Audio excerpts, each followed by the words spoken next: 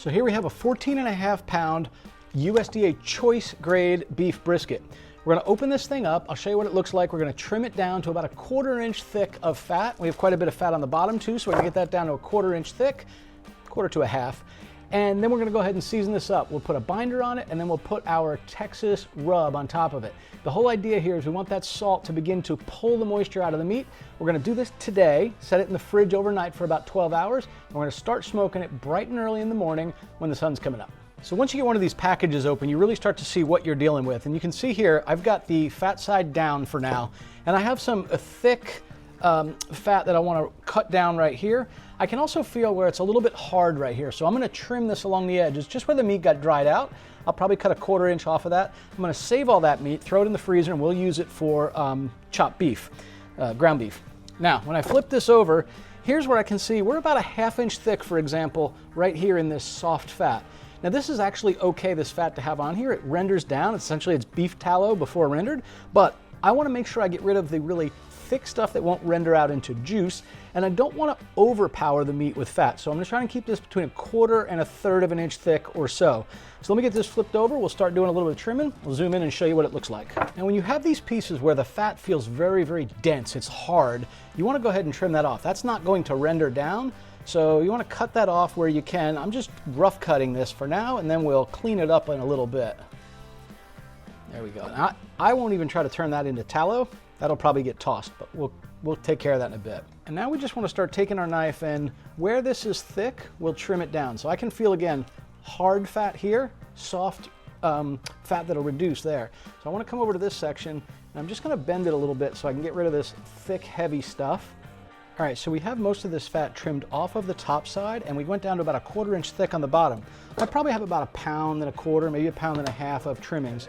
And the one thing I'm going to do is, this end down here is so thin, this will just burn, even if I cover it with foil. So I'm going to trim this a little bit, maybe make this a little bit of a rounded piece. Now, a little bit of barbecue 101. The brisket here, this is the flat, this here is the point. The grain here kind of goes in this direction, and once you get into this point, it starts to go in the opposite direction. So I'll show you when this thing is cooked how we go ahead and cut this up so that we get good across the grain cuts the whole way through. Let's get this seasoned up. So let's talk rub and seasoning. Now, Texas barbecue is typically salt, pepper, garlic with a little bit of paprika for color. We're gonna do a few interesting things. I didn't buy a rub here, so we're gonna start with a nice thick cracked black pepper, and then I'm gonna mix together salt, garlic, a little bit of this cowboy butter, just because I love the flavor of it, and we'll sprinkle in some paprika. I'll just mix it in a bowl, and we'll sprinkle this on. We're gonna do the classic thing here, is we're gonna use a mustard as a binder. I often will use barbecue sauce, but today I'm gonna do this completely traditional. Now, here's the thing. When you trim this meat, this is what I love. Pack it into a vacuum sealer, throw this in the freezer. When you have enough of these, you pull them out, you make yourself some delicious ground beef, some nice brisket ground beef. It's phenomenal. So this is vacuum sealed up, ready to go in the freezer. I don't wanna do too much of this, or just enough that it's gonna make it a little bit moist and sticky. I'm gonna use one hand only, just rubbing around the edge because I do want seasoning to stick there as well. You know, you always hear people talk about not cross-contaminating with meat when you start touching your seasonings and whatnot, and boy, they're right, but it's very hard to cook and not have that happen. So I have washed these things after almost every cook every time. Hopefully that continues to work. Now, anytime you're doing this Texas-style barbecue, start with the pepper. It's the coarsest of the ground. So I'm just gonna go ahead and go on here with a light layer of this. All right, we're now gonna do this side. Now this is what helps form that nice Texas barbecue bark. And we kind of want to go with equal parts of paprika, garlic, and salt, and then double up on the salt. So 2 parts salt, 1 part garlic, 1 part paprika. And now what we're going to do is we're going to sprinkle this on. Now I like to start with the sides just because it's a little bit easier to hold it. And we want to go with a pretty liberal coating on here. Remember, the salt is going to soak into the meat, and it's going to start extracting the moisture out of the meat. I always say that you kind of know when it's ready to go on the smoker, if you're not going to soak it overnight, when the meat sort of looks like there's mud smeared on it. That's sort of the consistency that it starts to get to. This is why that mustard binder is pretty important. Now I will say, I've cooked plenty of briskets without a mustard binder. As soon as you put the salt on here, this starts to pull the liquids out, and that helps hold all the salt in place. What I don't do, despite its name of rub, is rub this on here. Essentially what you want to do is tap it in where you see it mounded up. You can spread that a little bit and then just tap it in. Some's going to come off, but I'm going to go ahead and flip it. And now we're going to do the same on the other side here. I'm going to wash my hands before I turn into an Oompa Loompa, and we'll be back here to show you what this looks like before we set this in a pan and let it sit overnight in the fridge. Let's get this guy put into our tub. Whew. It takes up the entire tub. Well, hey everybody, good morning. I know it's just been a few seconds for you, but it's been overnight for us. The sun is just starting to peek out. It's just about 6 a.m. Not quite completely light, but definitely time to get this smoker started so we can get this brisket on and going. Well, I rarely turn the lights on out here, but this will be good until the sun does rise all the way up. All right, the grill's up to temperature. I've got my coffee. I went ahead and pulled the brisket out of the fridge, and you can see here just how good it looks. It's moist on the bottom of it. That salt has extracted out some of those juices. It feels kind of like, well, like mud. I always describe it as mud. Let's go ahead and get this guy out of our tub and right up onto our smoker. That is a big old brisket. And again, you'll notice I have my flat down, my fat cap up.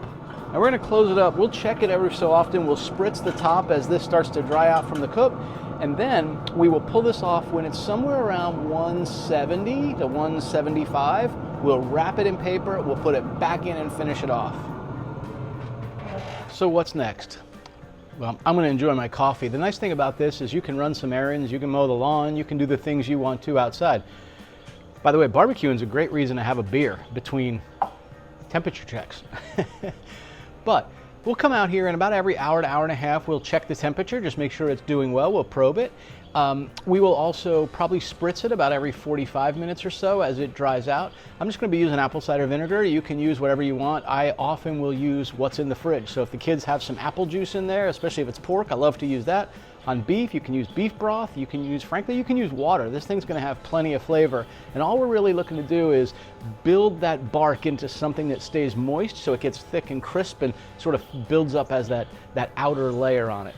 So we'll see you back here when this gets up to temperature, and at that point in time, I'll let you know how long it's been. The grill's sitting right now at 252. I mentioned it tends to run a little bit hot, so we'll check that and might have to lower the temperature. I'd like to cook it just under 250. If it starts going over 250, it'll still be okay. It'll just cook faster than I want it to, and I want it to impart a lot of this smoke. By the way, the smoke I'm using is a combination of post oak and mesquite. Good Texas barbecue a lot of times is mesquite. I know everyone will tell you post oak is the way to do it, but I don't know, there's something about that mesquite flavor in Texas brisket. All right, we'll see you back here in a little bit. Well, just a moment for you, but I'm gonna enjoy my coffee. All right, so it is right around noon. This has been on just about 6 hours. We've been averaging somewhere around 250 to 265 degrees.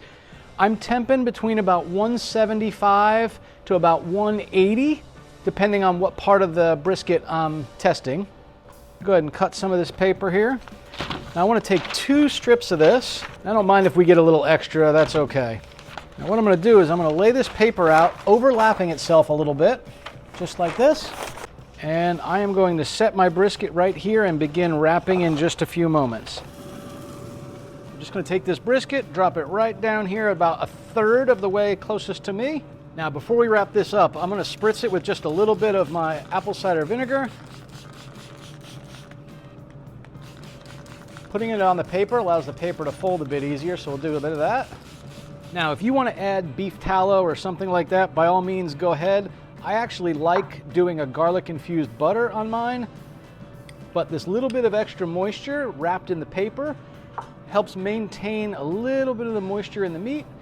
Also, as this fat renders out, it will add to that. All right, I've got my Inkbird digital thermometers, and I like these because they run on an app. If I run out and do a few errands, this will continue to tell me my temperature. It'll give me alarms when I set it and tell it where I want the temperature of the meat to be. I'm going to go ahead and put the black prong, which also measures ambient temperature, into the flat, and I'm going to put this white probe, which only measures the meat's internal temperature, deep into the point end. Now, just like before, I'm going to put the point end, the thicker end, over the center of the grill. That's where the fire actually generates from. So that can take a little bit more temperature. And we will put this guy in until we reach about 203 degrees. All right, so it is 220. We've now been on for 8 hours and 20 minutes. I just temped it out and I'm running between 203 and 205, both in the flat as well as the point. So I'm gonna take this out, set it right down here on the cutting board before we open it up and let it rest.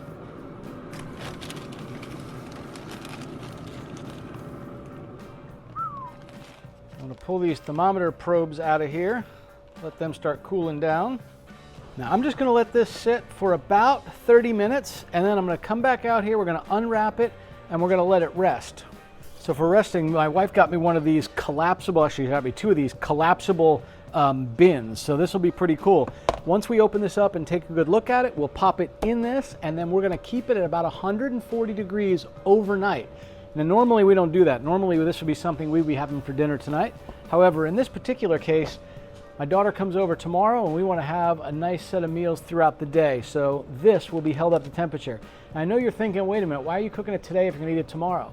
Because if you maintain these at about 140 degrees, not above, 140, 135 to 142, if you maintain it like that, this thing will get even more tender, even more juicy, and even more flavorful. It'll just continue to marinate in its own sort of fats and juices. Really, really a good way to do it.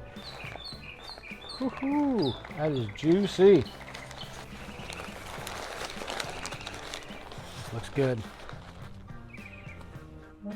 All right, let's open this up. I'm gonna show you what it looks like.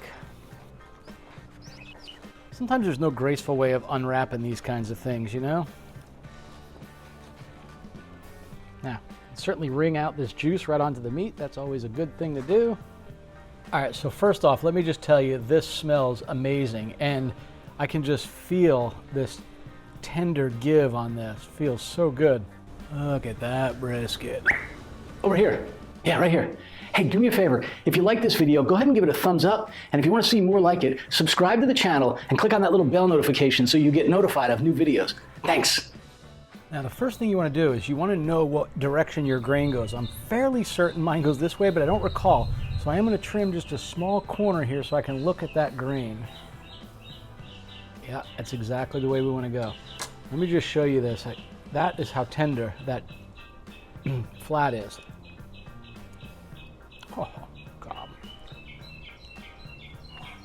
My God, is that good. Now, typically with barbecue, cut this part off right here. This is sort of your burnt ends. Now, I'm going to leave that alone because we're going to let this rest until tomorrow. We just go ahead and take a slice here.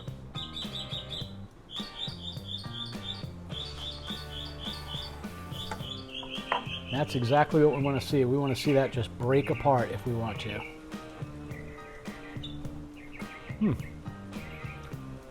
My God.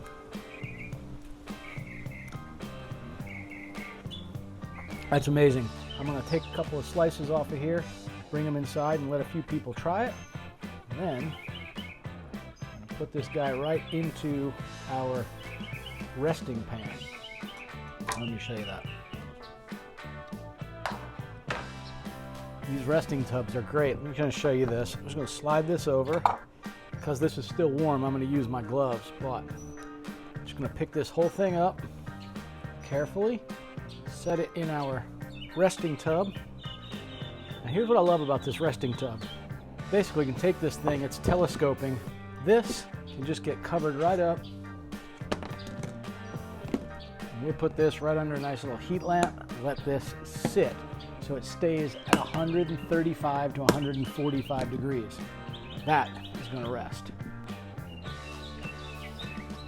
My God. One of the better ones I've ever made.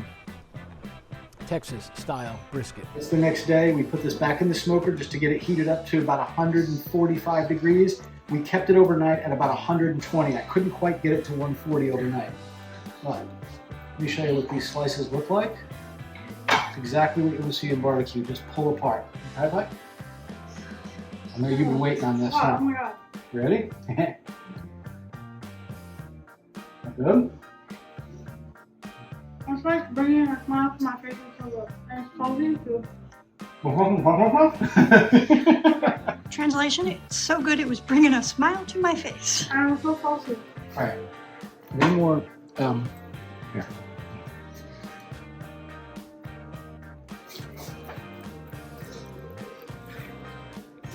Now we cheated, we took a few bites, but typically what you want to do is you want to cut these right about where the point starts to come down. So I'm going to cut this in half.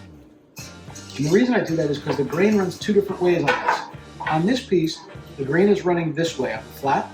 On this piece, it actually runs this way. So when you cut this, we actually want to turn this the other way. This is the flat where it's going across, and here's where it's going the other way. This one actually has a pretty large flat. I probably could have cut this further over. This piece here, That's mine. that is the famous burnt ends that people typically have. And then over here, we just want to cut these a little thicker because it's a little bit more fatty. But again, then we can see how this just pulls apart on the bottom, and then the top is what you typically make chopped barbecue with. Look at that. That pull is exactly what we want to see.